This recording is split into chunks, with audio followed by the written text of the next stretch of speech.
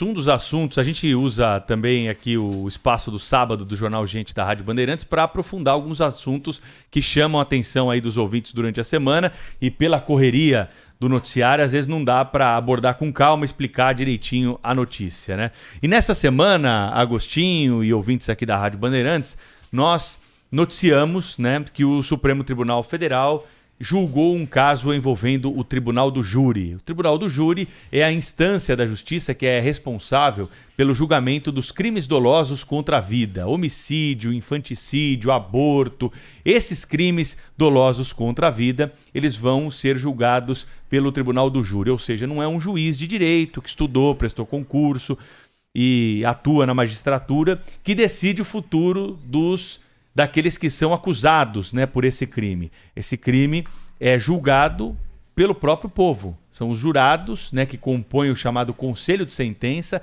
7 pessoas para cada caso são sorteadas da sociedade, comparecem ao fórum da cidade e escutam ali e analisam os depoimentos da acusação, da defesa, do réu, das testemunhas e decidem o futuro, então, daquele par que está sendo acusado pelos crimes dolosos contra a vida, que são certamente os mais graves de uma sociedade. E o Supremo Tribunal Federal colocou em questionamento e decidiu, na sua primeira turma, numa votação apertada, é verdade, que não deve ser invalidado um julgamento popular que tenha a decisão dos jurados de forma contrária à prova dos autos, a uma prova cabal. Nesse caso concreto que nós estamos mencionando, um sujeito em Minas Gerais esfaqueou a companheira para tentar matá-la com golpes de faca. Durante o julgamento, em Minas Gerais, os jurados entenderam que ele deveria ser absolvido do crime, né? E absolveram mesmo com a confissão. Ele confessou o crime lá durante o julgamento popular em Minas Gerais. Houve recurso, o caso foi parar no Tribunal de Justiça de Minas. Nesse recurso, o tribunal anulou o julgamento e disse que seria necessário um novo julgamento popular para o caso. A defesa recorreu, o caso chegou ao Supremo Tribunal Federal e o desfecho foi esse que eu contei para vocês. O Supremo Tribunal Federal validou o júri que absolveu esse sujeito do crime. Questões relacionadas ao feminismo, ao machismo, permearam a discussão desse caso concreto. E agora, nós estamos na ponta da linha na Rádio Bandeirantes com um especialista em Tribunal do Júri, que é o promotor de justiça Felipe Zilberman, que atua aqui em São Paulo no júri e vai conversar um pouco conosco sobre esse caso concreto e também sobre a repercussão dessa decisão do Supremo para julgamentos populares. Doutor Felipe, seja bem-vindo, prazer ouvi-lo mais uma vez aqui na Rádio Bandeirantes. Queria ser direto para o senhor na pergunta. O Tribunal do Júri está em xeque no país? As decisões tomadas pelos jurados, né, elas precisam ser analisadas, esse modelo de julgamento, principalmente para o crime de homicídio, né, que é o que mais chega ao Tribunal do Júri, ele precisa ser reanalisado na visão do senhor? Muito bom dia. Bom dia, Pedro, bom dia, Agostinho, bom dia aos ouvintes da Bandeirantes. Eu diria que o Tribunal do Júri não está em xeque no país. O Tribunal do Júri, com todos os seus críticos, os seus entusiastas, o Tribunal do Júri está previsto na Constituição, no capítulo das garantias individuais, e é uma cláusula pétrea. Portanto, o Tribunal do Júri existe e sempre existirá. O que preocupa, e realmente essa decisão ela causa muita preocupação em todos nós que atuamos no Tribunal do Júri, e eu acho que uma preocupação para toda a sociedade, é o fato de que o Supremo Tribunal Federal, com uma decisão dessa, confere ao Tribunal do Júri, confere a 4 jurados, que é a maioria, um poder que a Constituição não conferiu, um poder ilimitado, um poder de afirmar que, diante de um caso em que há uma prova cabal, uma prova plena, uma prova para a qual não há qualquer questionamento, o jurado pode ignorar todo esse conjunto probatório e decidir de maneira manifestamente contrária à prova dos autos. Isso é muito grave, isso traz consequências muito profundas numa sociedade democrática como é a brasileira. Isso traz abalo para a própria estrutura do sistema judiciário brasileiro, na medida que se confere a esses jurados, ao tribunal do júri, um poder que a Constituição não deu. A Constituição garantiu ao júri a soberania dos vereditos, mas a Constituição não permitiu que o júri afirme que a Terra é plana, a Constituição não permitiu ao júri afirmar que o quadrado é redondo, a Constituição não permitiu ao júri conceder, não clemência, mas conceder chancela para uma execução, chancela para a pena de morte. E nós estamos falando de casos que acontecem cotidianamente, né? Um levantamento recente mostrou que, de janeiro a agosto de 2020, metade dos homicídios praticados em São Paulo decorreram de intervenção policial. Metade dos crimes que estão sendo investigados pelo Departamento de Homicídios decorreram de intervenção policial.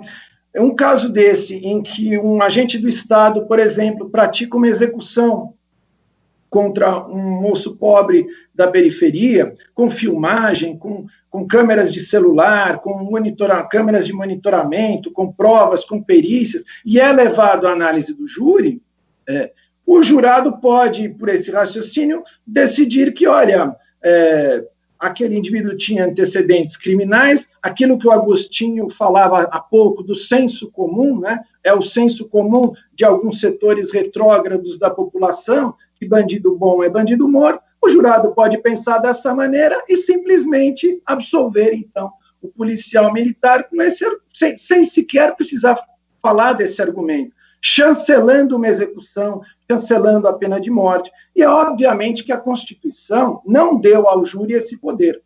O mesmo em relação ao feminicídio, que é uma decisão tomada por machismo, uma decisão que decorre de pessoas que têm aquele sentimento de que a mulher é sua propriedade e que concordam com aquela frase que todo assassino de mulheres e meninas fala antes de puxar o gatilho ou de desferir os golpes de faca, que se não for minha, não será de mais ninguém.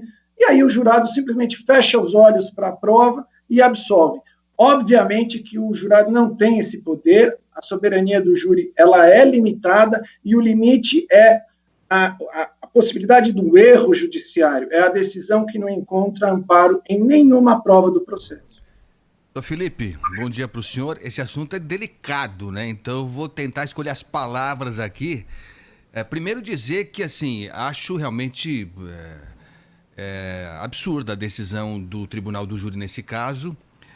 Mas aí é aquela questão que o Pedro colocou. Se eu entendi bem, o senhor disse que o senhor acha que o Tribunal do Júri não está em xeque, que a instância, esse formato deve permanecer, se eu entendi bem. Se a gente concorda com isso, e a quem não concorde, e eu também tenho lá minhas dúvidas, até por situações como essa, mas se todos nós concordarmos que o Tribunal do Júri tem razão de ser, a gente tem que admitir que são pessoas populares, são pessoas que não têm formação. Aliás, essa é a ideia, esse é o princípio básico. A pessoa chega lá, qualquer atividade que ela exerça, qualquer fé que ela professe, enfim, isso é indiferente, ela chega sem saber, em tese, do que está acontecendo e o mundo dela vai ser decidido a partir do que ela ouvir, de um lado e de outro. Essa é a ideia do Tribunal do Júri.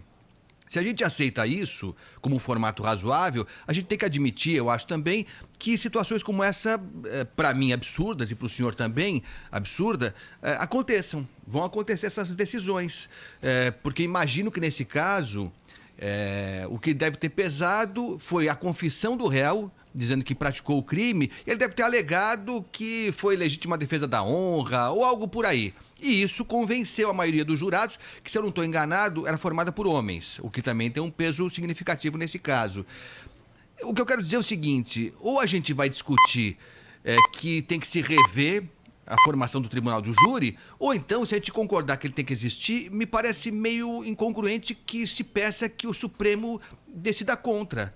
Porque se o Tribunal do Júri ele existe nesse formato de pessoas leigas, que não têm formação acadêmica, que são movidas até pela emoção, eu acho que uma coisa não coincide com a outra. A gente mantém o Tribunal do Júri, mas o Supremo modifica a decisão dos populares. É isso que eu não consegui entender, doutor Felipe. Veja, Agostinho, o tribunal do júri, como você disse, claro, pode errar. Aliás, o erro é inerente a toda e qualquer atividade humana. Justamente por isso é que sempre existiu no sistema jurídico brasileiro a possibilidade de que uma decisão, que um caso que seja levado a julgamento, seja analisado por outro grupo de julgadores, né? O princípio de que sempre é possível um recurso é um princípio basilar do direito que tem por objetivo minimizar ou reduzir a possibilidade de erro judiciário, né? Então, isso é um avanço civilizatório. Toda e qualquer decisão judicial pode ser novamente analisada.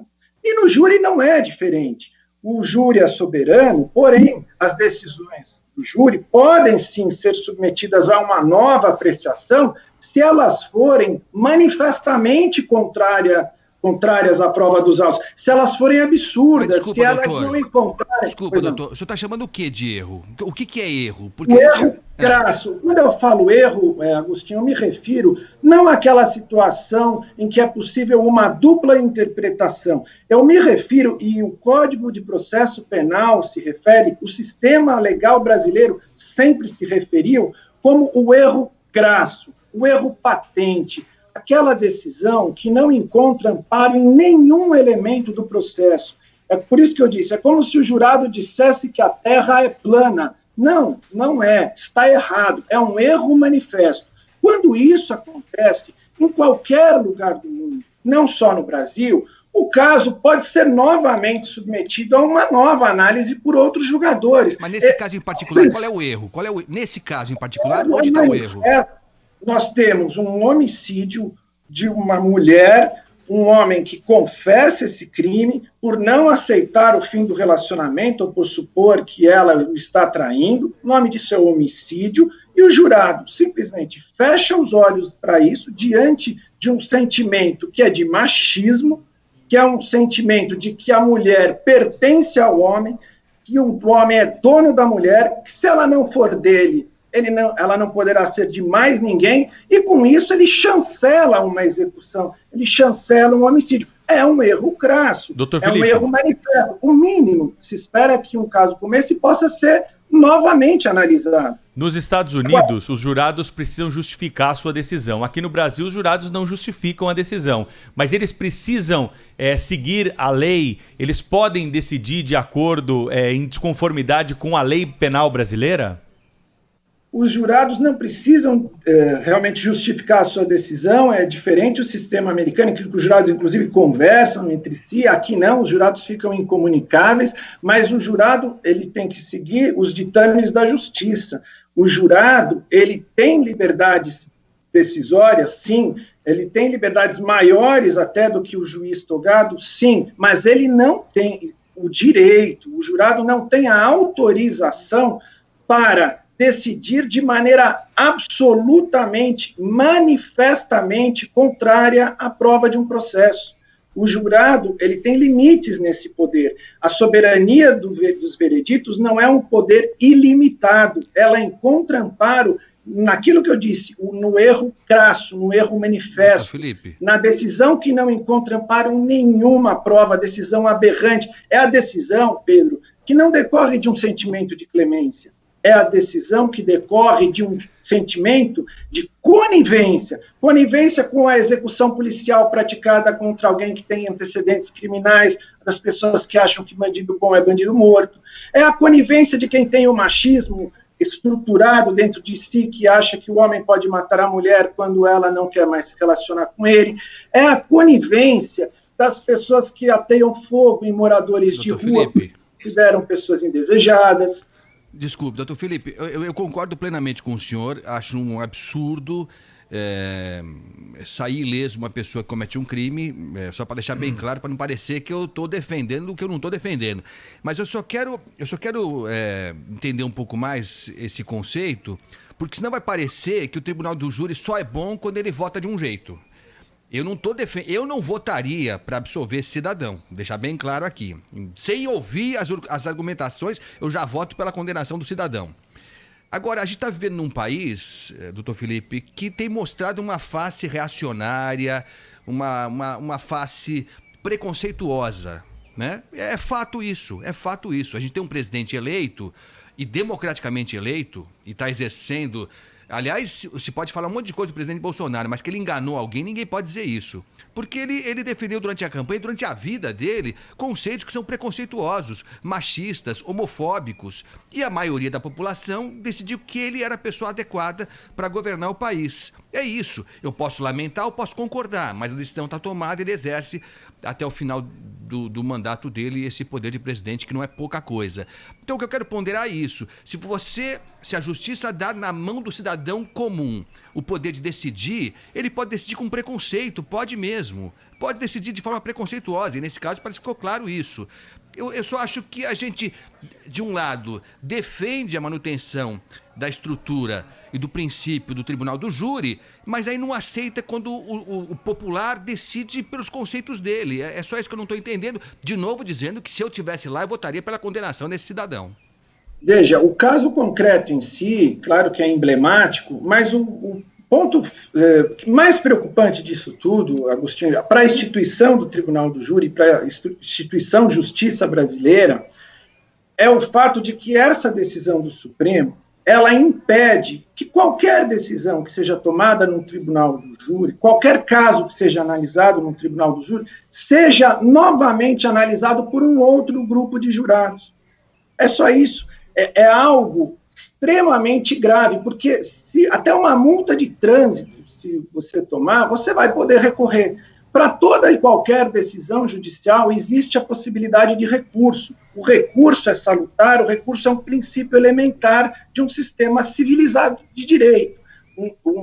É um avanço civilizatório. O que essa decisão faz, e isso independe do caso concreto, hoje foi uma absolvição, amanhã pode ser uma condenação, o que essa decisão traz de novidade é que ela impede que o caso seja novamente analisado por um outro grupo de julgadores. Isso é muito sério, porque isso faz tábula rasa de um avanço civilizatório que é o direito ao recurso. Isso vale hoje para uma absolvição, certamente que alguns advogados estão comemorando, só que amanhã pode ser uma condenação injusta, uma condenação sem provas. Veja, o ministro do Supremo Tribunal Federal, que acaba de deixar a presidência da Corte, ministro Dias Toffoli, declarou, ele falou o seguinte, olha, eu não gosto do júri, o júri é anacrônico, mas enfim, o fato é que o júri existe, como eu disse, está previsto na Constituição e é cláusula pétrea, mas ele foi além, ele disse o seguinte, se o júri é soberano, o júri é totalmente soberano para dizer sim, absolvo, como o júri é soberano para dizer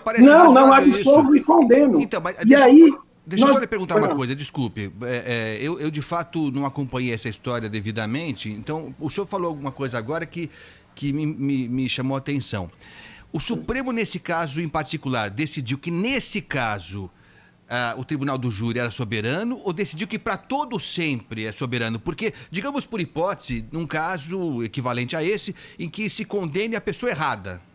Digamos, a pessoa, esse confessou que cometeu o crime, mas digamos que o Tribunal do Júri, por algum problema, condena um outro terceiro que não cometeu o crime. Nesse caso, é que nem o gol, né? A bola não entrou, aí não tem como você discutir. Exatamente. A bola não Perfeito. entrou, né? Gostei do seu exemplo. Então, nesse caso, essa é a pergunta. O Tribunal do Júri será para todo sempre soberano ou, nesse caso, especificamente, o Supremo decidiu manter a posição do Tribunal do Júri? É exatamente isso, Agostinho. O que traz de novo essa decisão é o seguinte, o Supremo Tribunal Federal disse a soberania do Tribunal do Júri é absoluta e não comporta nenhuma exceção. Portanto, se o jurado disse que a bola entrou e a bola não entrou, para todos os efeitos, houve gol, a bola entrou. É disso que está se falando. E não é possível que haja uma nova apreciação, não é possível que haja um novo julgamento. Essa é a fissura que existe no atual sistema judiciário brasileiro. A impossibilidade de que uma decisão do Tribunal Popular seja, de um caso submetido ao Tribunal Popular, seja novamente analisado, perpetuando-se a possibilidade de erros crassos, erros manifestos. Como eu disse, falou o ministro Dias Toffoli, o júri é soberano para dizer sim, eu absolvo, o júri é soberano para dizer não, eu não absolvo, eu condeno.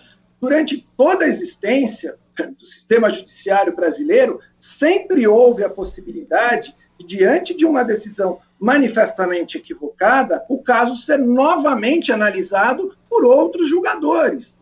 É o mínimo que pode existir num sistema civilizado que não quer o erro judiciário, que o caso seja analisado pelo menos uma segunda vez. O que essa decisão preconiza é que não tem segunda vez. O que o júri falou, está falado, e ponto final. Isso é um retrocesso gravíssimo. Hoje foi nesse caso específico de um feminicídio. Amanhã será numa execução praticada na periferia de São Paulo, contra um pobre, uma pessoa jovem com antecedentes criminais. Como você bem citou, pode ser a condenação de um inocente que não terá direito a um recurso, porque o que vale é o fundamento da decisão. O fundamento da decisão é o seguinte: o júri é soberano e não comporta qualquer questionamento. O júri é soberano e aquilo que ficou decidido pelo tribunal do júri não pode ser reapreciado, não pode ser analisado por outro grupo de jurados. Portanto, o dia que um inocente for condenado, talvez as pessoas parem para pensar que ele não terá direito ao recurso, quando até uma multa de trânsito admite para qualquer pessoa o direito ao recurso. Doutor Felipe, deixa eu chamar aqui alguns ouvintes aqui, né? A gente está contando com a participação do nosso ouvinte que está entrando no caso. Só queria lembrar uma coisa em relação ao que foi dito pelo Agostinho aqui. Essa é uma decisão da primeira turma do Supremo Tribunal Federal. Foi um placar apertado, são 5 ministros na primeira turma.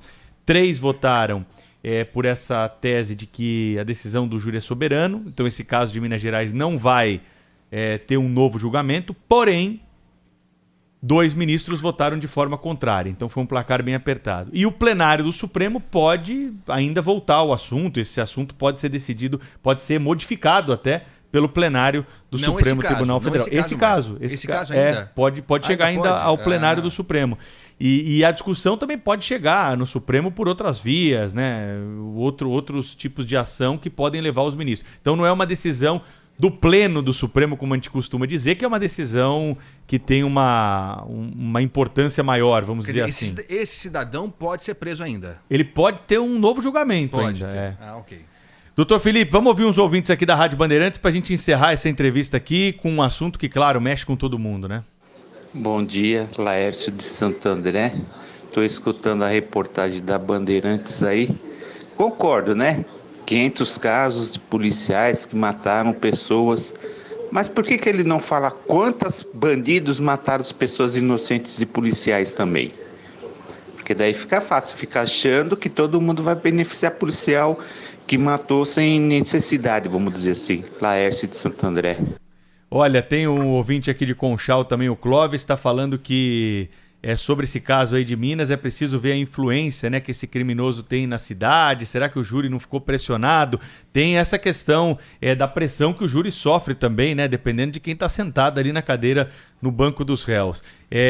Também tem gente aqui investigando essa possibilidade, né, de compra de jurados, como é que fica isso, se isso existe. E também ouvintes que estão lembrando aqui outros casos semelhantes, né, em que havia ali prova cabal a respeito daquele que estava sendo julgado e ele também acabou sendo absolvido. O tema realmente é polêmico, a gente agradece aqui o ouvinte da Rádio Bandeirantes e para finalizar, queria perguntar para o promotor Felipe Zilberman, né, como são os casos que têm chegado aí ao Tribunal do Júri aqui em São Paulo. Esse momento de pandemia, de alguma forma, mudou o perfil dos réus que chegam ao Tribunal do Júri para serem julgados. Qual é a modalidade criminosa, né, que mais tem aparecido no Fórum Criminal da Barra Funda, que é o responsável pelo julgamento desse tipo de crime aqui em São Paulo, hein, doutor Felipe? Sim, a pandemia alterou a vida de todas as pessoas e isso repercutiu também na violência. Nós experimentamos aqui nesse período todo, como eu disse, de janeiro até agora, um aumento expressivo dos casos de violência doméstica, de crimes contra mulheres e meninas no âmbito das relações domésticas e familiares praticados por seus companheiros, né? Todos dentro de casa. As mulheres foram mais agredidas do que nunca no país. Brasil, que já é o 4º país do mundo em que mais as mulheres são assassinadas pelos seus próprios maridos, namorados e companheiros. Houve, sim, um aumento significativo da violência doméstica e familiar contra a mulher, e houve também, aqui em São Paulo ao menos, um aumento expressivo da letalidade policial. Como eu disse, um levantamento recente, de janeiro a 31 de agosto de 2020, apontou que 50%, metade dos homicídios praticados em São Paulo decorreram de intervenção policial. Nunca esse patamar foi tão alto. Tudo isso aconteceu agora, em 2020, em plena pandemia. Dr. Felipe Zilberman, promotor de justiça do Ministério Público de São Paulo, obrigado pela atenção aqui no sábado, conversou conosco ao vivo no Jornal Gente sobre esse assunto polêmico, importante, relacionado ao Tribunal do Júri Popular. Muito obrigado pela entrevista, hein, Dr. Felipe? Até uma próxima. Até uma próxima, eu que agradeço e bom dia a todos. Obrigado.